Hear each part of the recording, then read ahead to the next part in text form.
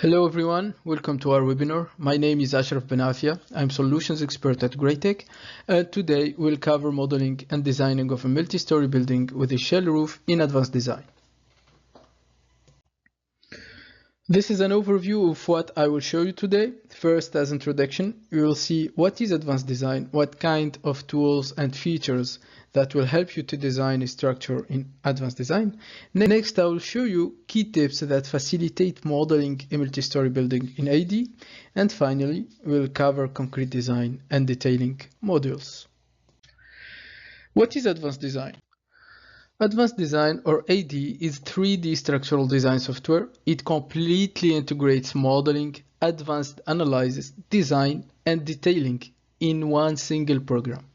It does mean that the user needs only to create one model to analyze and design the entire building. BIM workflows with advanced design are so powerful. It includes compatibility with Revit and advanced steel. When it comes to modeling, advanced design has an easy and an intuitive way of model definition thanks to level management and powerful tools. We can also generate 2D and 3D structures, multi-viewports and 3D animation on the model, and the results are also possible in AD. Concerning loading, we can generate automatic loading based on code combination. AD implements an advanced 3D climate load generator for wind and for snow. Moving load and crane load generator are also possible. We can generate also seismic loads, notional loads, and we can import and export loads as well. When it comes to finite element analyzed methods, AD has advanced mesh capabilities. We can perform nonlinear analysis, time history analysis, pushover analysis, and also construction stages. Advanced design covers concrete, steel, and timber design for different national codes, Europe, Canada, USA, and other codes. For steel, we can use an optimization tool, and for concrete design, we have a detailing model that includes cerebral detailing with interactive drawing plan.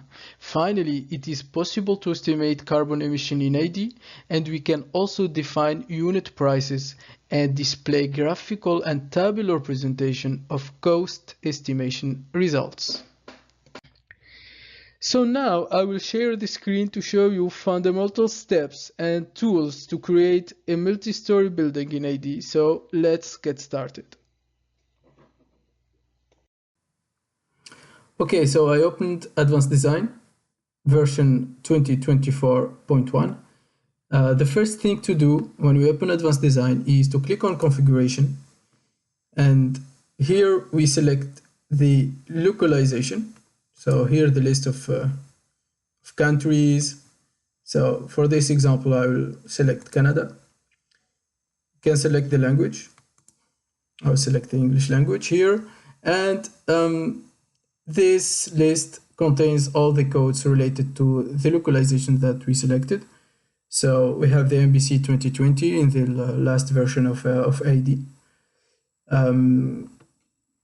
I will keep this by default, and I'll click OK. And then we click on New to start a new project.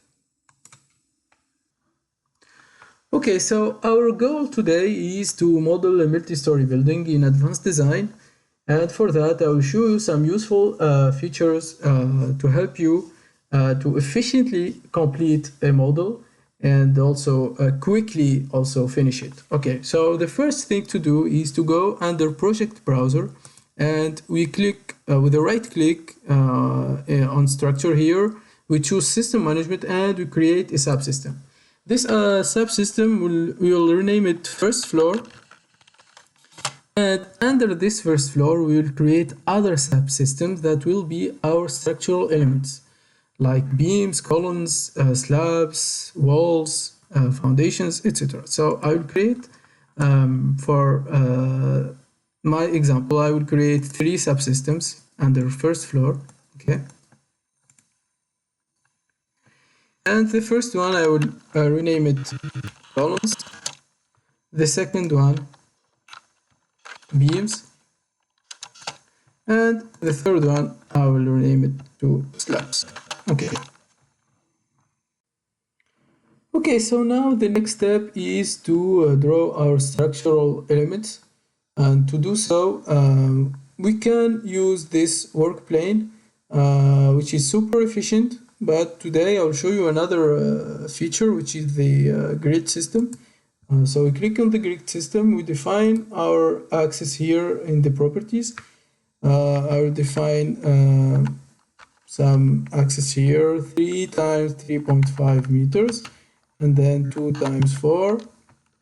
And in the y direction, I will type 2 times 5 space 3 space 2. And here we have the grid system that we defined. Okay, so what's happening here? When I click 3, for example, 3 times 3.5, I'm defining 3 spaces with a space of 3.5 meter. Okay, so for 2 times 4 is 2 spaces of 4 meters. Okay, so this is how we define grid spacement between axes in advanced design. So here we choose 3 points.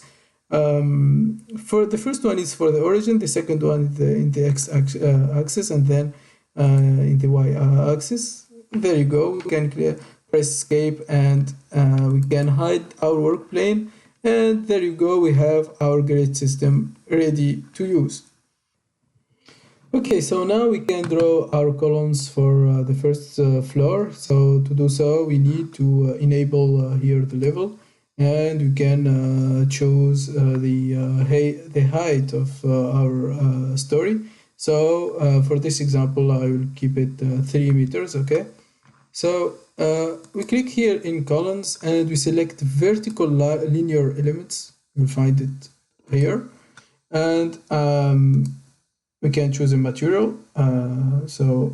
From this list, I selected concrete 030 here, and we can define a cross section here. I will choose a squared cross section of 500 millimeter. Okay, so now I can place my columns.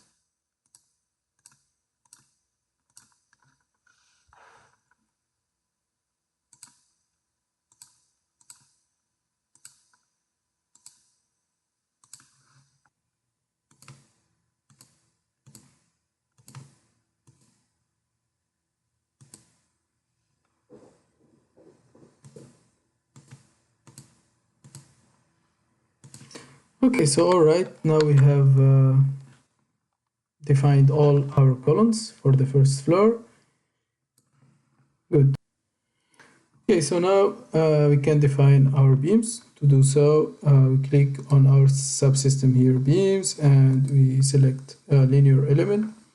We choose our material, our cross section here, and then we can start drawing our beams. Okay. So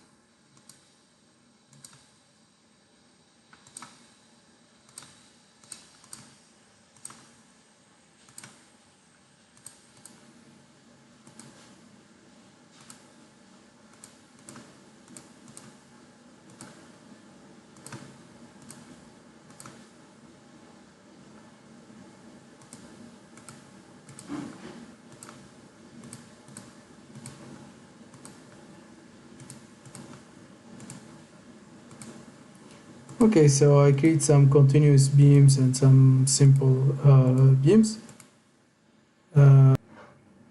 Okay, so now we need to add the slab for our first floor. To do so, like always, we select the subsystem slabs here. So then we select planar elements. We choose the material and the thickness for our slab. So for this example, I will choose 150 millimeters, and I will start drawing my slab. Okay.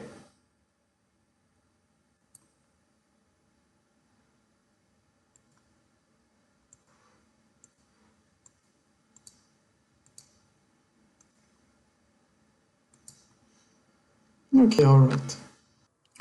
Okay, so now we completed our first floor, and let's say we have a second floor with the same configuration as the first floor. So I will show you a quick way and efficient way to draw the second floor without wasting time. Okay, so to do so, we need to right click on the first floor, copy, and then we go to structure and we paste. Okay, so we created another subsystem. We can rename it second floor. And here we have also columns, beams, and slabs, but we don't have elements here. Okay, so what to do here is the next. We right click on the first floor and we click on select. Here we selected all our first floor elements. We go to copy. So here in the copy parameters, we need to define a vector. So the vector will be from the bottom to the top of our first floor. And then we need also to here choose the increment of system numbers. So the increment of system numbers is simply the difference between 6 and 2, between the two identifiers here of columns of second floor and columns of first floor. So it's 6 minus 2 and it's 4 here. So then we click on copy. And there we go. We can see our second floor is well added to our model. Okay. Okay, let's say we have 3 other floors with the same configurations. What to do? So let's practice that together. So we click on second floor and we can use the shortcut, the keyboard shortcut, Ctrl+C, and we go to structure and we click Ctrl+V, and we can also do it another time. So, and this the third time. So now we created 3 other subsystems. So we need to rename our subsystems. So here will be third floor.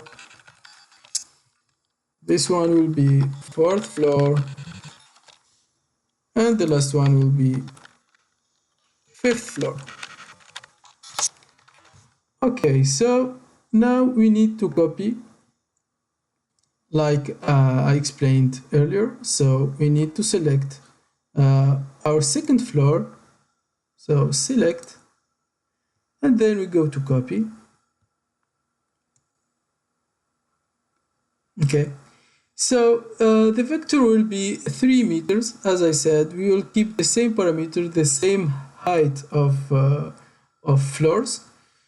Here we can notice that our increment value is 4 because, like I said, 10 minus 6 is 4, and also here. So, and here we will create 3 copies of my second floor. So we can also check if our copy is good or not. So with the preview is just to check. You don't copy, you check is everything okay. Here we can see that everything is good. So we can now click and copy, and there we go. If we close here, we can see that our 3 floors that we just defined now are added successfully. So now we have 5 stories, and we created that super quickly.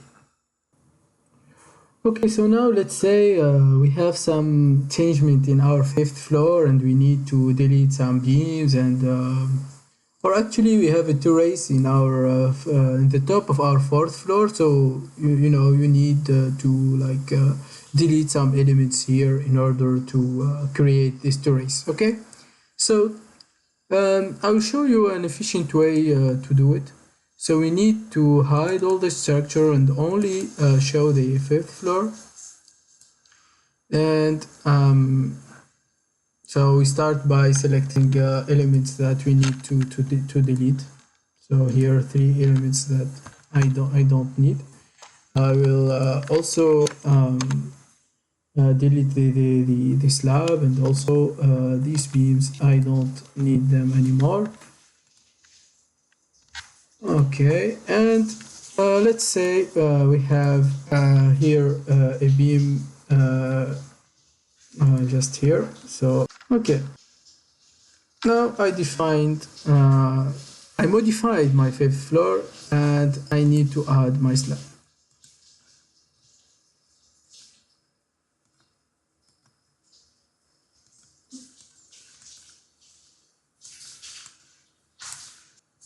Okay, so now I will show the whole structure.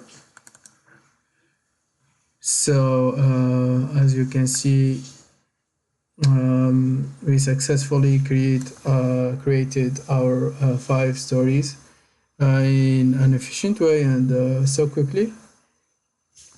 So next we will define supports, because we didn't add supports until now. So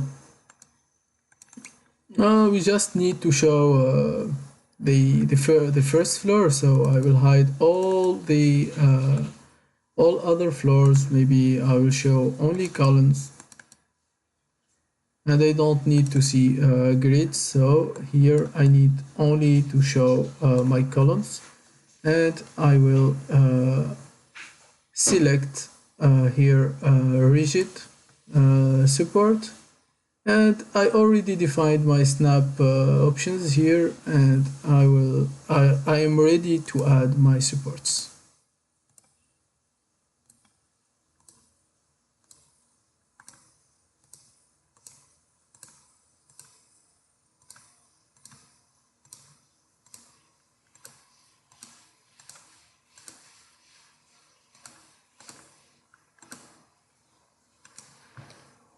Okay, everything is there. So here we forgot to define a system for supports.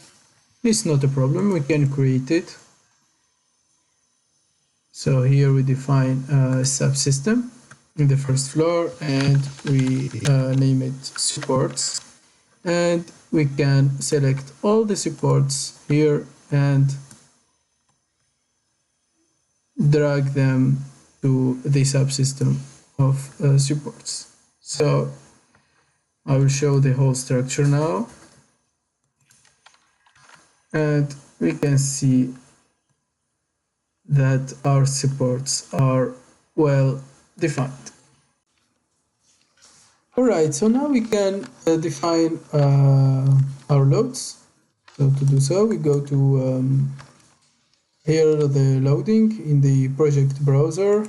We right click, create several case families.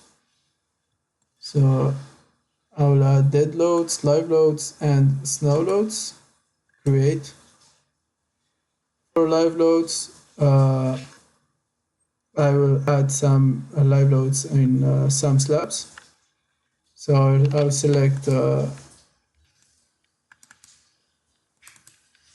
select slabs or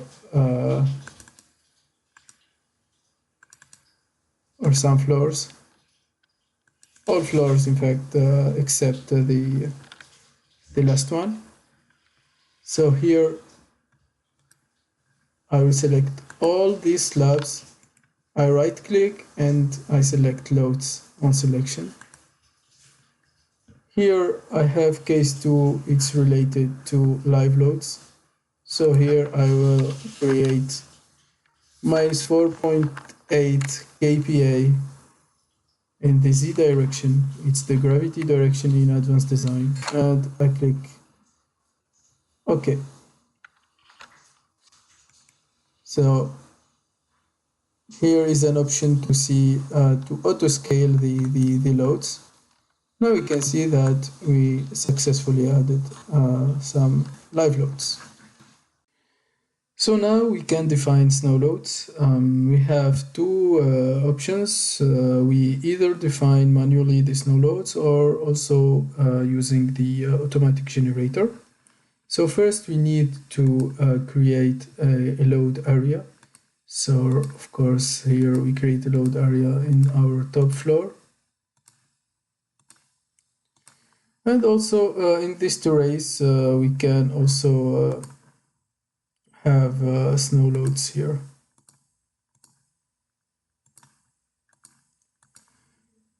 Okay, so now we defined load areas here and here. So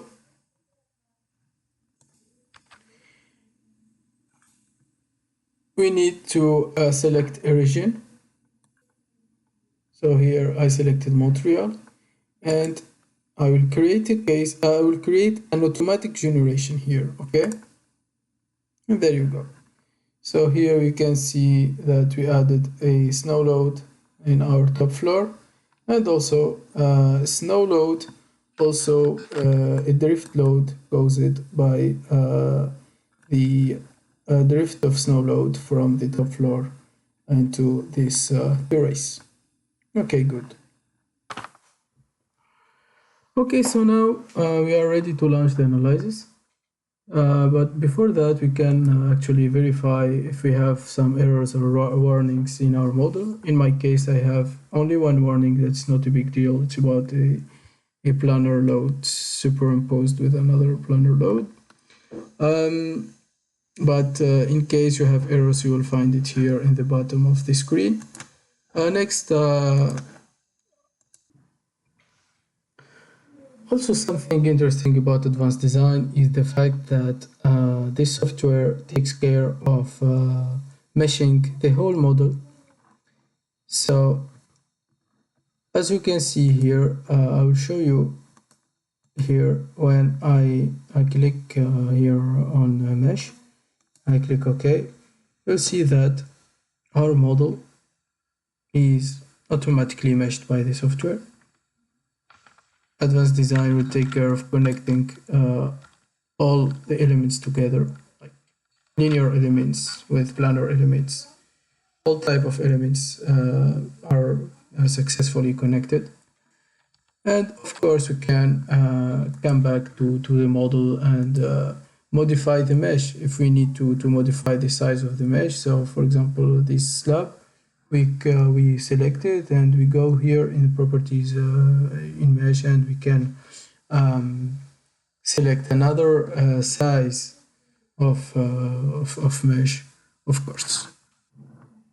Okay, so now we can actually run the finite element calculation. Also, we can conduct the reinforced concrete calculation as well. And click OK.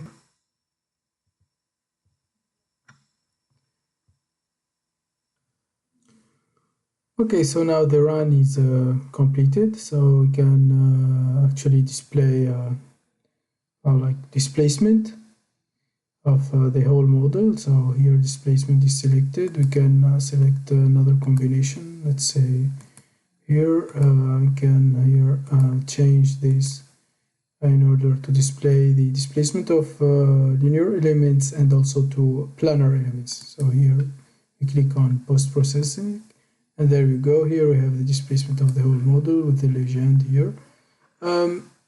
We can display forces, let's say the moments in our linear elements. Okay, so of course we can select only some elements. Let's say in the third floor, I'm interested to see the moment diagrams for my beams. So I can select only my beams through the project browser, and of course I can also display the values of my moments, and I can also increase the size of values. I can increase the size of diagrams, of course. So we can do all of that. We can also display the reactions in our support. So to do so, we select forces, and we go here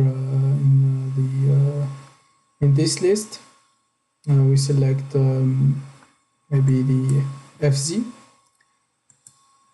and we click post-processing, and we find here our reactions of the z directions. Okay, so now I can show you also how to display the forces on planar elements on slabs. So to do this, it's better to disable the display of mesh. So here we see the displacement, but we can select here forces. We can select, for example, the moment my. We can click OK here. So there we see the moment forces on slabs. And also actually we can change the display mode. So here in planar element by default is origins, but we can change this to ISO map, for example. Okay, so here we see the display mode is changed. We can also change it to, for example, ISO lines. Okay, so it's a different display mode. Okay, now I will show you how to display design results. Let's start with linear elements, beams and columns. For example, let's say we are interested to display the design results for a beam in the second floor. So here we show the second floor and we chose the beam. Here in the properties, if we scroll down here in the properties, we will find that there is a section that talks about design. Okay, so we can actually modify the concrete cover from here, and we can also define our cracking properties for our concrete beam and some other parameters as well. So after selecting the beam in question and defining design properties from here, we can actually show the required rebar. So here in this RC design results, we select reinforcement and we check here the direction of rebars, and we click on post-processing, and there we go. So here we have the rebars in millimeters squared, and actually we can show here results. Actually, we can go much deeper in design results of the beam. We can open this beam in our detailing module. So we should click with the right click here and open with design modules. Okay, so now the detailing module is opened. So the first thing to do is to check the reinforcement settings. So here we have all the reinforcement assumptions that we can check and modify as well. So here I keep all parameters by default. Also the display settings, you can check them, verify is everything like we do, for example, the concrete class. Is it the concrete that we will use for the design? So we can change it. The steel, it's from there. So the deflection assumptions. So here I click OK. So now I can actually calculate. Okay, so now we get the steel reinforcement calculated for us, and the rebars are placed in our beam. It's a continuous beam. You have two spans here. So we can see from different views the rebar is placed. We can check calculation results. If we have errors or warnings, we will find them here. For this case, I don't have errors nor warnings. I can check the calculation results here. Okay, so we can also check the solicitations, the deflection. If we defined deflections parameter, the stress. Also, we have the interactive drawing.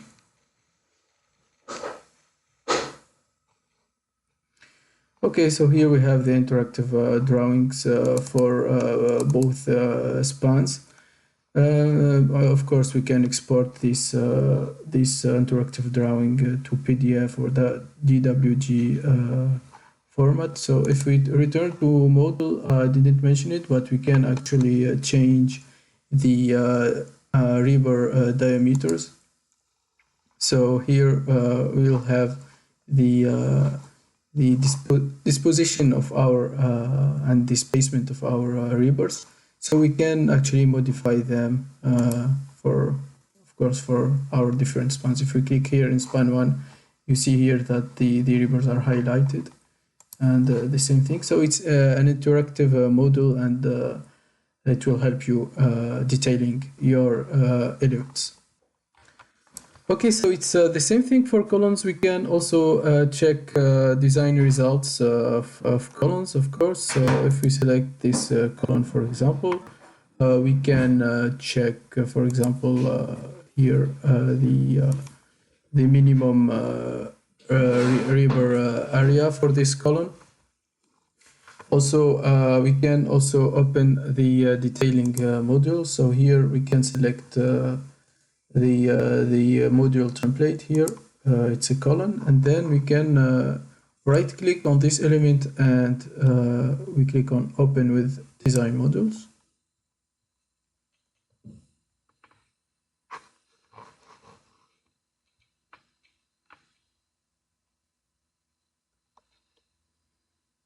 Okay, so here we have the column, different views.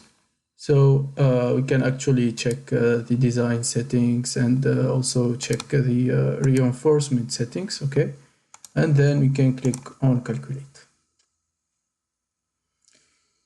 Okay, here we don't have errors and warnings, so we can actually check the calculation result, the ratio here.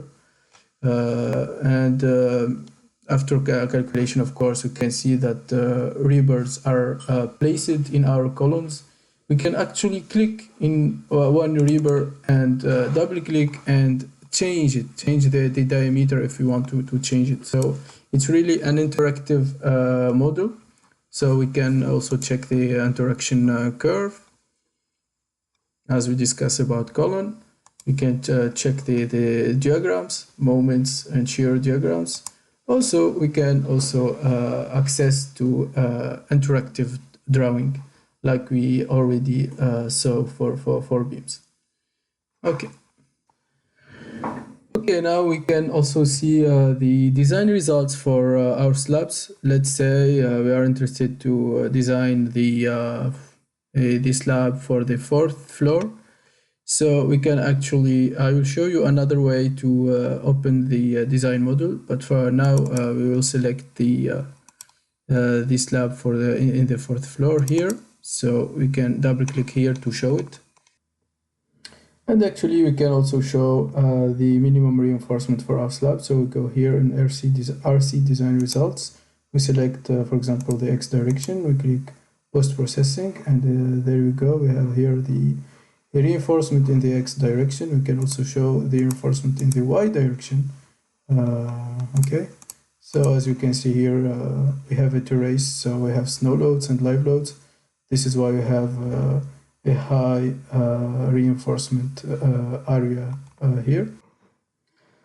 And then we can open this slab in our design model. So we can go here to design, go to 4th floor, slab, and here we can actually double click on this, and it will open automatically the detailing design module. Okay, so here we have our slab. We can, as I show you for beams and the columns, we check the reinforcement settings and the design settings, and then we click on calculate. Okay, so now the reinforcement is calculated for us. The rebar is placed in our slab. There are two methods of reinforcing for slabs. There is the finite element based method, and also the strips based method. Okay, so we can actually select strips method, and we can go here to strips, and we can either manually place our strips or also automatically generate these strips. So advanced design can generate strips for us. So after that, we can check our reinforcement diagrams placed in every strip. So here we can show all strips, or we can select only major direction, for example. We can see the theoretical versus the real reinforcement diagrams. So here we can see the real in red and the theoretical the diagram here in blue. We can also access to our interactive drawing, of course. Okay, so now I'll show you how to design footings in advanced design. So the first thing to do is to select our supports. So I'll go in my first floor here and I'll show only my supports. So if I click in one of my supports, I'll see here that by default I have these dimensions for my footing. So as I showed you for beams and columns, we right click here and we open this with the design module. Okay, so now we can actually check the geometry of our footing from here. It's imported from advanced design, but we can change it from the module from here too. We can also change the soil profile. So here we can actually select another soil profile and also define another depth of our section. We can add other layers, also soil layers from here. I click OK. And also there is the foundation sizing here. It's a tool to resize the foundation. I click on that. And it will calculate automatically also our footing. So here we'll find the calculation results of our footings. Here is the stability diagram. You can check overturning moments and the ratio. And of course, we can access to our interactive drawing. To summarize, I showed you today the whole process of modeling and designing a multi-story in advanced design through a simple example.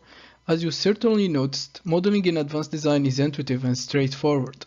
Finite element analyzed results are shown with multiple display options in advanced design, and finally the design detailing model will calculate for you steel reinforcement of different type of elements, beams, columns, slabs, footings, and also walls. Thank you for your time. I'm glad to share with you some useful features in advanced design. For any question, you can contact us using these email addresses shown here on the screen. If you have any question for me today related to our webinar, you can use the chat tool and I'll be happy to answer them.